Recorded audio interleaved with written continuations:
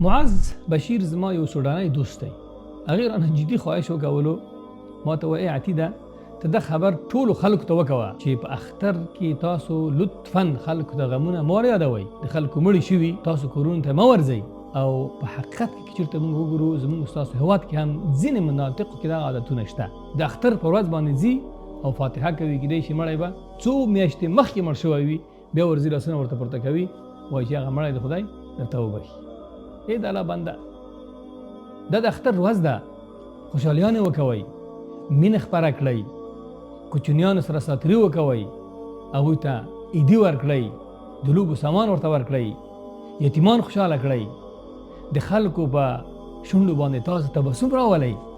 تاسو ولې خلکو ته زاړه غمونه ور په یادوئ اختر دی خوشحالي وکوئ ټولو ته ښه اختر غواړم. سلام علیکم.